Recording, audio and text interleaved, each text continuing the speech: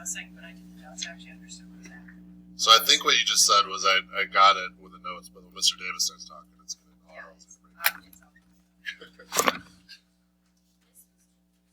right, chain rule. This is a big one.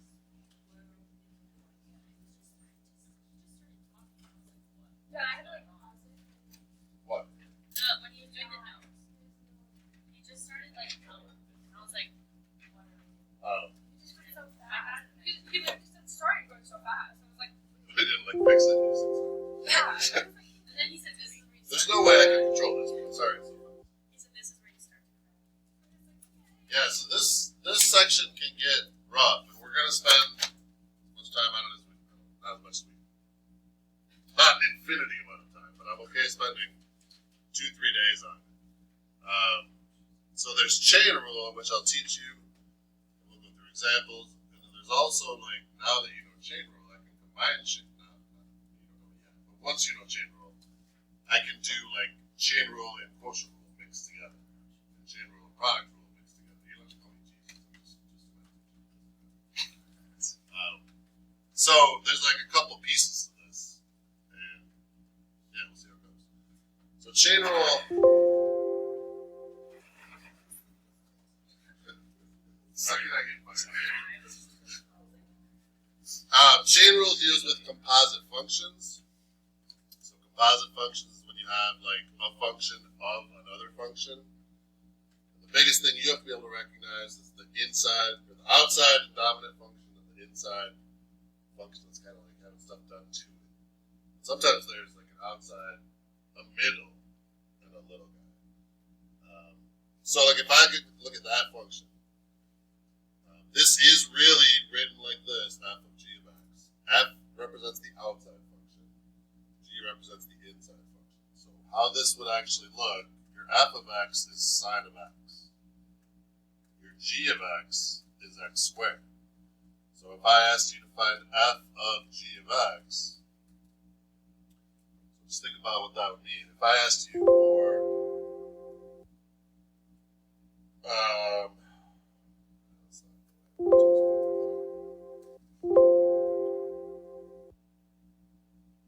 okay, if I said like, so we know f of x is sine of x, yes? If I said what's f of 2, what would you tell me? Sine of 2. If I said f of myelin, what would you tell me? Sine of myelin. So if I say f of g of x, what would you tell me? Sine of g of x. Well, in this case, what is g of x? X squared. So I'm just like kind of connecting how that would work with the outside and the inside function. So this is like your dominant function, and this is the one that's kind of something is being done to it. In the square root of ln of x, what's the big guy? What's the outside dominant function? The square root or ln? The square root. So the outside, what are you taking the square root of? Is your ln. So in this case, your f of x would be the square root function. And the g is ln of x. In the third one, we have kind of 3 layers. So this one, your outside dominant function would be cosine. Sine is like the next layer down, but there's another one where you got 5x. So there's actually like an f and a g and an h here. So this is your outside, this is your middle, and this is your little guy. So, chain rule tells us if we know that we have a composite function, the derivative of that function is you take the derivative of the outside dominant function first. So notice that f went to f prime. You leave g of x alone. So that little guy initially gets left alone. We don't bully the little guy. And then, after we've done the derivative of the outside and left the inside alone, now we move and say, okay, now we can take the derivative of the inside.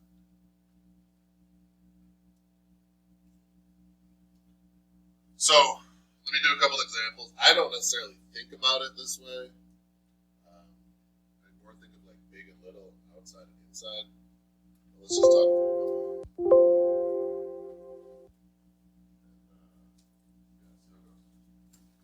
So in this one, remember f is the outside function and g is the inside function.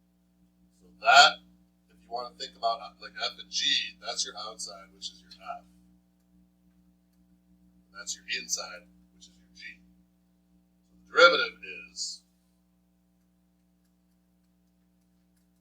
you take the derivative of the outside function. So the outside function is the fourth power. How do I take the derivative of the fourth power? Like what's the derivative of x to the fourth? I bring down the 4, leave the x, and then reduce the power by 1, so we do the third, right? So if I take the derivative of the fourth power here, I take the 4 down, I leave the inside alone, just like we left the x alone. Like when I had y equals x to the 4, what happened to the x when I took the derivative? Nothing. Right? It was x there, it's x there. So this g, like this middle piece here, stays there. And we reduce the power by 1. So this is my f prime. I've taken the derivative of the outside function, which is a power. And then if you look back at that definition, it's f prime of g of x. So g of x is right here. I didn't change it. And now I've done the derivative of the outside. I've left the inside alone. And now I move on to the next layer. So now I multiply by the derivative of that inside piece.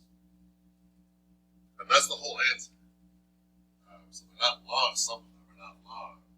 But it's just, it takes some kind of practice to see what you're looking at. So yeah. For the g of x, and then forget about where it's put taken to the fourth power. It's almost like that's not there because you did it in the one below, right? You don't like expand it out. It's Like it's start over. so like the parentheses and then to the fourth power, you forget about that when you're doing the second part. That part? Yeah. Yeah. So you've already, it's like, you gotta take the derivative of this, and then you leave anything that's smaller than it alone. And then you move on and you take the derivative of this. Like I've already done this. It's like already been checked off. So I'm just like moving through my process. Does that answer your question? So before I do like just start going, let's just practice a couple like that. So let's say number 1, y equals, and here, I mean, I think you can see why this is beneficial too, right? If you didn't know chain rule, and I told you to take the derivative of that, you'd have to go 3x to the third plus 4 times 3x to the third plus 4. That's like a binomial times a binomial, that's a trinomial. Well, that's 2. I'll take that trinomial, multiply by that again. And then that's 3. And do it 10 times. I mean, we'd have a function like this long. It would take forever. But chain rule allows us to skip through all that. So go ahead and try that. If you don't have a clue what you're doing, that's fine. Just wait. I'll hopefully provide you with a clue soon.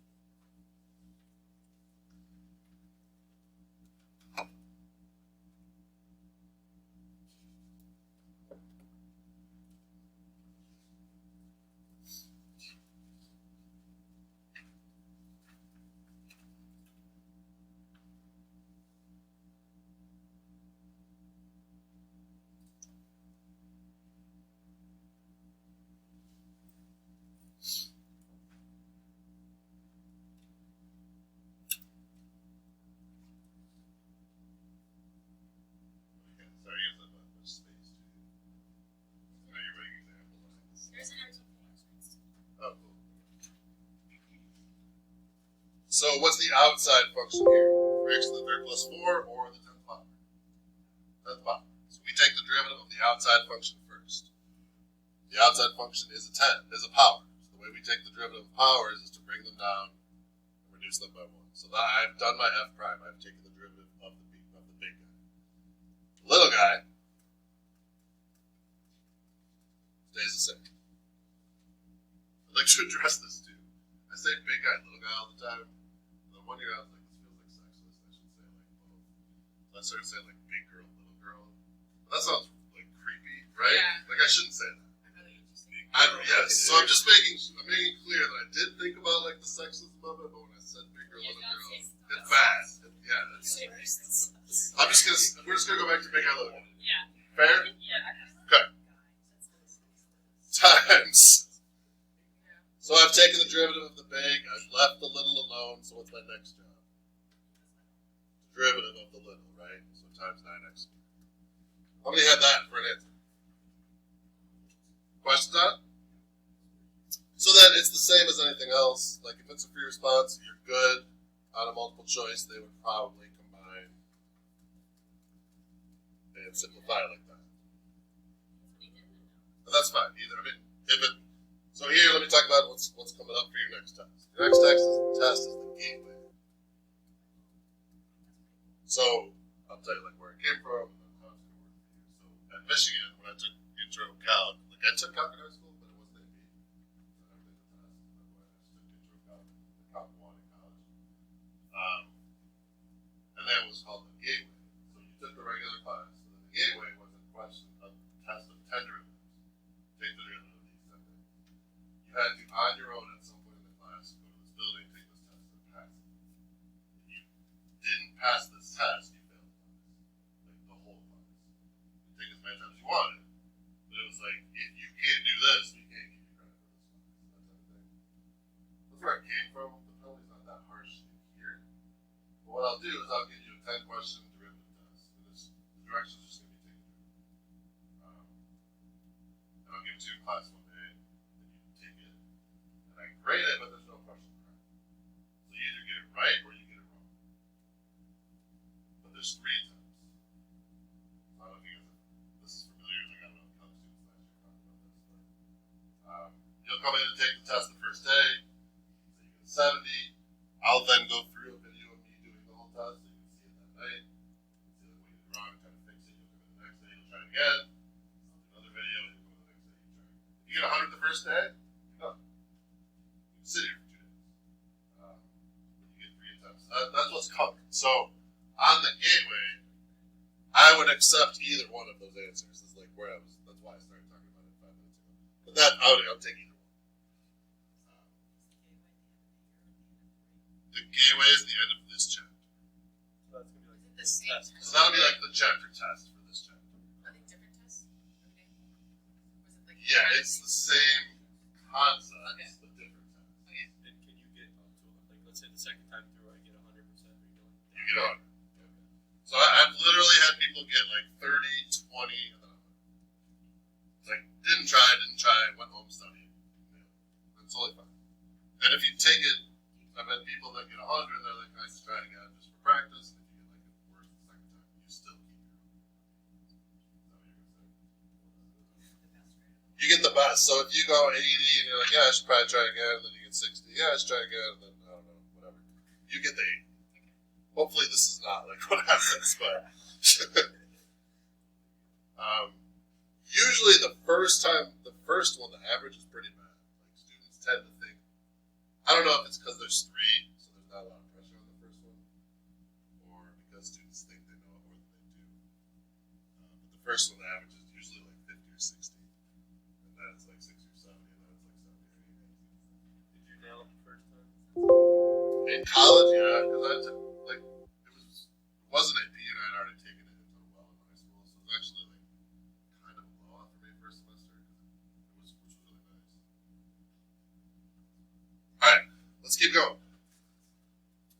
Number 2, I'm going to rewrite so that I have a power, because I don't work with taking the derivatives of roots. I do powers, right? So it's actually really similar to number 1 as far as our setup. What's our big function there?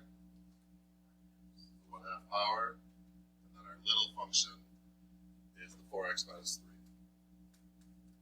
So the big function is a power. How do I take the derivative of powers? I bring it down, I reduce by 1. What do I do with the inside? Leave it. So that I've kind of checked off the first box. I'm done with like the big function. Now I move on. So I have not yet taken the derivative of this 4x minus 3. So I just put times 4. So this and this are like my f prime of g of x, that just stays. And then g prime of x is there. Questions on 2.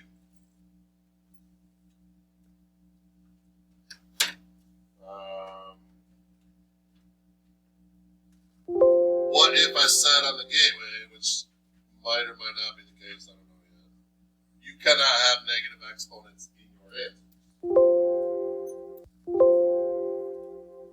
Could we be right? Could we fix it? So what would have to happen to that? It would go on the bottom. I've got the 1/2, which kind of sets up my fraction, right? That 4x minus 3 would go on the bottom. And what's the exponent now? 1/2. And then you'd have a times 4 up here. So like that's a perfectly valid answer. You could also, that's 1 times 4, not 14. You could also go 2 over 4x minus 3 and 1/2. Those two okay? So 3 is where I start to get a little bit hairier. Because now I have a big, a middle, and a small. So my big guy is the squared, because this is really, and I would suggest rewriting it, actually. It's really sine of 5x squared.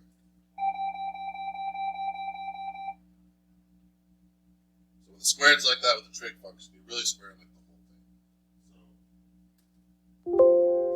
So that's my big. The sine is like my middle, and then the 5x is my small. So I work through those, it's just scrap paper. I work through those one by one. I take the derivative of the big and I leave the next two alone.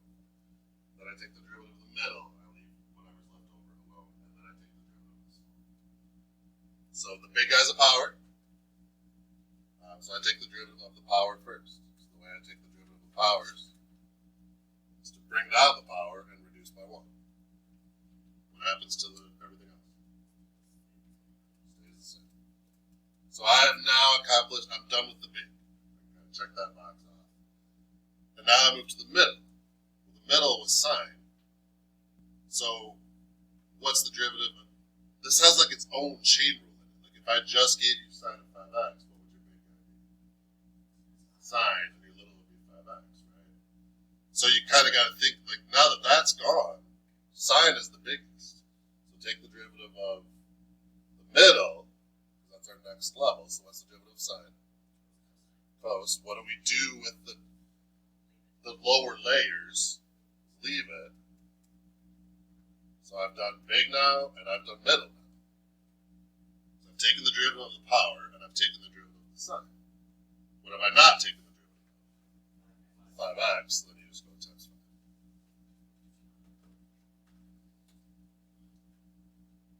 How's that? Okay. It's also the same. Waleed, Haika, you guys okay?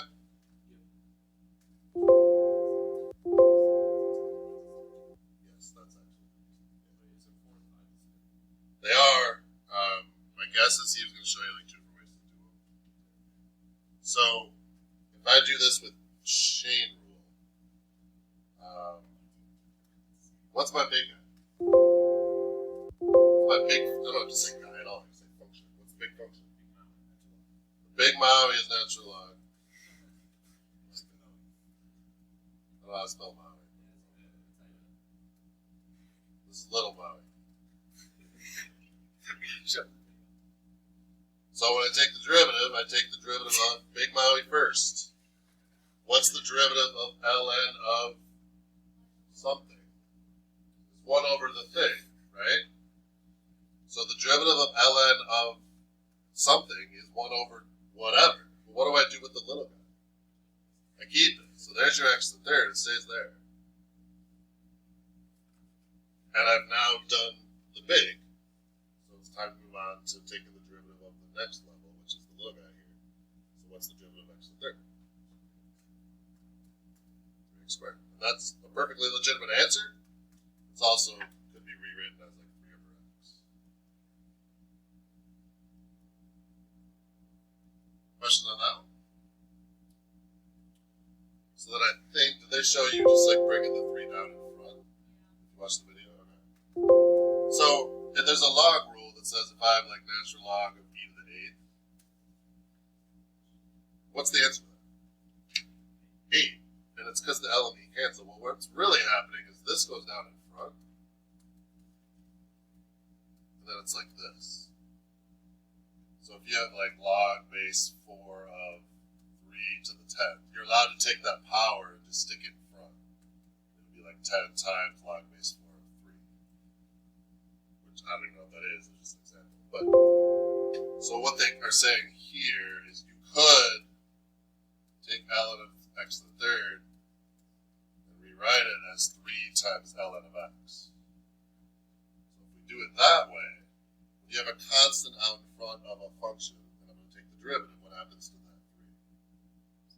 It stays. And then now I'm no longer needing chain rule here. This is just ln of x. So what's the derivative of ln of x? 1 over x. And over here we had 3 over x, but I thought it was the same thing. Okay, there? Right, I don't want to do 6 yet, because it's scary.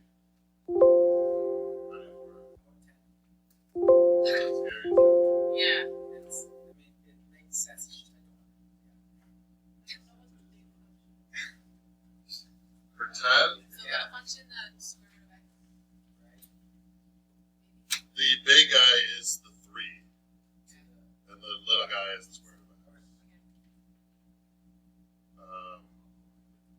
How do you do 8 with the table? Yeah, so I'm trying to figure out like where we should cut this off. Don't do the tables yet. Let's just try your assignment for tonight is 1 through 14. And try it. Like you might, I don't know, make it happen. Like, I don't know. What number did someone say? I can do whatever. I don't want to do 10 yet because I just gave a hint. I want people to have a chance to try it.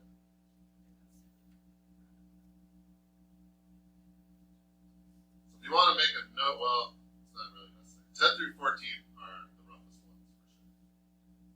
And 7. And 4. Other than that, though, everything's good. Yeah, 1, 2, 3. ignoring that stuff. The entire packet is really hard. Should I do 4? So first of all, rewrite it. So it's to the half power. Because I don't know how to take the derivative with radicals or roots, so I'm going to rewrite it. So my big guy is the 1/2. My middle guy is this stuff, like the 4 minus cos. And then the little is x squared. So the big guy's a power. How do I take the derivative of powers? I bring it down. I leave the stuff alone that's inside there. And I reduce the power by 1. Is that part okay for the first debate? And then I go to the middle. So now my job is to take the derivative of the stuff in here. Well, what's the derivative of 4? It's nothing. And then I've got this negative cosine of x squared. So this is a different level than this, right? So I take the derivative of the negative cos first. I'm going to leave that alone. So what's the derivative of negative cos? Positive sign. And then what goes there? Good. X squared, because I'm going to leave that inside. So now I've done the big. I've done the middle. What's left? Little, small, tiny, whatever. So then it's times 2x.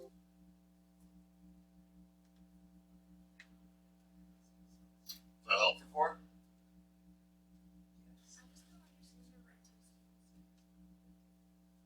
So I don't know what they did, but I would take that and put it on the bottom. So 4 minus cosine of x squared. So 1/2 on the bottom. Sine of x squared on top. And then I've got a 1/2 and a 2x. So you put the 1/2 there. The 2x is positive, so it goes on top. But they might have canceled out these 2's. You don't have to. In a fair response, you would not have to, but if you're trying to match up, that's what they do. No. Try it. So there's on the equation, like it says there's the 4 minus cos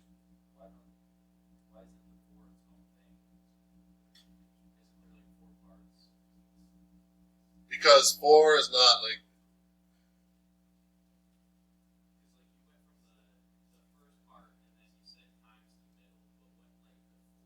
the middle is like all of that.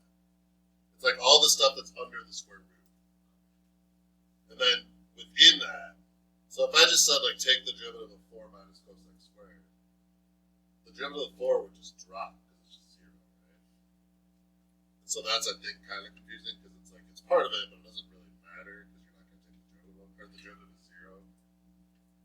So the big is the square root. The middle is everything under it. Since the 4 doesn't really have an impact, it ends up being just that. And then your little is the x squared. But with that, you have left and then you multiply a out of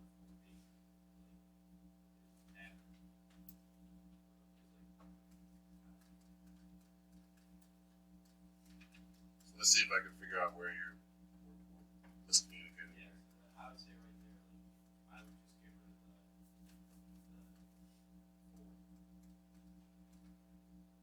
Like right there, you would get rid of it? No, I was just saying, not like if you take the square root out of it, because it's like, take that entire thing out of it, you just looked at it as an equation. Okay. And now you've got like 4 minus cos of x squared. So what's the derivative of 4 minus cos of Yeah, x so squared? for the first one, you get rid of the 4 because you can't find the derivative of it, and it'd be negative cos x squared. Right? No, you gotta take the derivative. You have to, so that's not considered like the middle or its own piece. Which part? The cos of x squared isn't different from the whole. It's together. Like the whole thing is the middle piece. Because I'm saying like when we do the one, so like if you do sine 2x, like sine separate from the 2x, right? I wouldn't. Okay, so if we're saying those are together, So you're saying like the 4 minus cosine of x squared together. Whereas like, once you just get rid of the 4 and then leave the negative cosine x squared, and then for the next one you find the derivative of the cosine x squared. oh, so you're thinking 4 is like its own level. Yeah.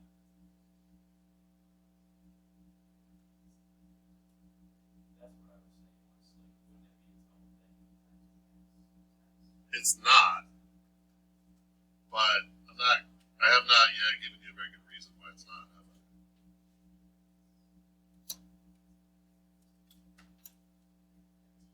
I guess here's one way to look at it. If you did it like that, when you took the derivative of this, you get 0. And so you'd be multiplying by 0, so every answer would just end up being 0. But that doesn't really explain why. Yeah, because like if Here, let's try this. What if I had the square root of 2x? Let's say. So it's 2x to the 1/2.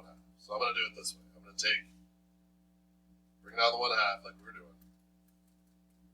I'm going to put this here. And then off to the side, I'm going to multiply, like over here, I want to multiply by the derivative of all the stuff that's being raised to the 1/2 power, right?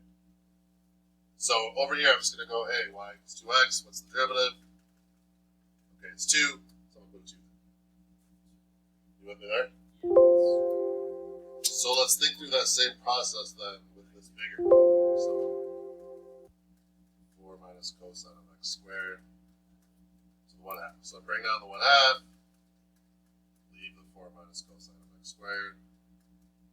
Okay, now I'm going to multiply by the derivative of all the stuff inside. Well, if all the stuff inside is this, I could really think about this as my entire little guy. And then you could say the little has its own, like, big and little. But this isn't like a function of x, I think is what's really giving me away. But if I just said, hey, what's the derivative of this? I think you would do like one term at a time, and you would say the derivative of 4 is nothing. And then you'd go sine of x squared times 2x. Do you agree with me there? And so if you put that there, then that's what we want.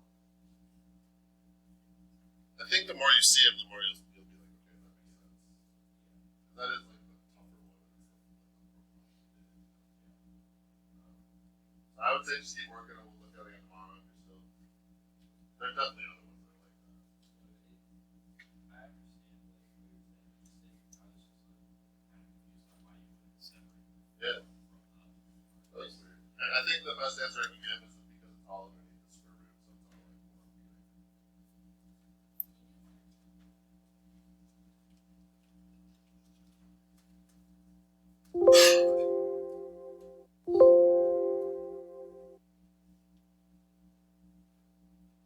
Alright, so what do you think the big is?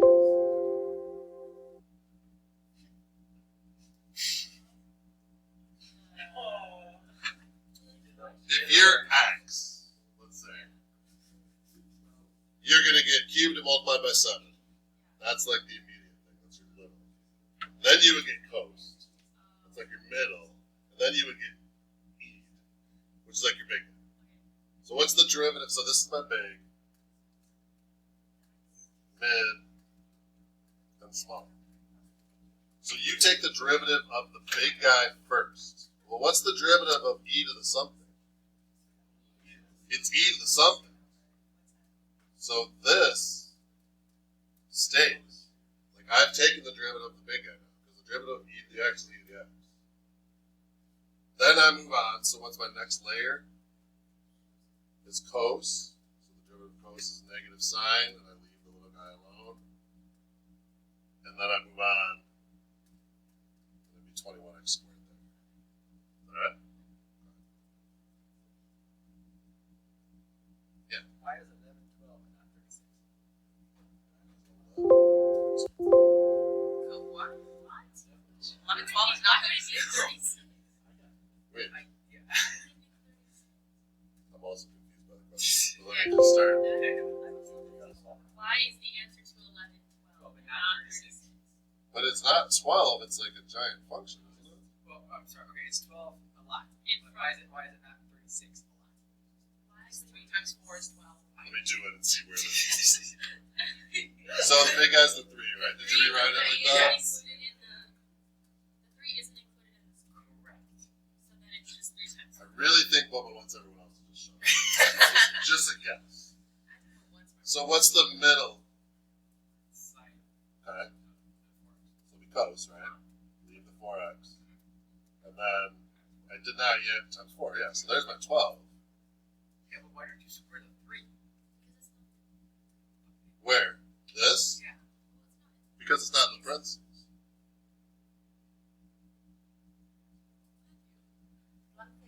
He's thinking, right? Oh, yeah. There you go. Alright? Yeah. 4 times. Oh, so you're doing 3 squared is 9 times 4. Why? I don't know. But does that make sense? Yeah. Okay. So I would imagine when we come in tomorrow, I'll be doing like all 5 of these questions. And that's totally fine. Like this is gonna take. When I used to teach this, like before I had these books, I introduced it over like a 3-day period. And they just slammed